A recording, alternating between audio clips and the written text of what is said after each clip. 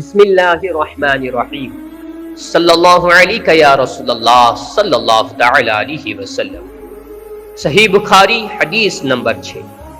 رسول اللہ صلی اللہ علیہ وسلم سب لوگوں سے زیادہ جواد یعنی سخی تھے، اور رمضان میں دوسرے اوقات کے مقابلے میں جب حضرت جبرائیل علیہ السلام آپ صلی اللہ علیہ وسلم سے ملتے بہت ہی زیادہ جود و کرم فرماتے۔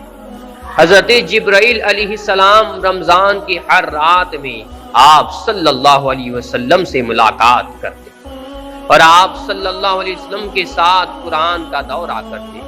غرض نبی کریم صلی اللہ علیہ وسلم لوگوں کو بھلائی پہنچانے میں بارش لانے والی ہوا سے بھی زیادہ جود و کرم فرمایا کرتے تھے۔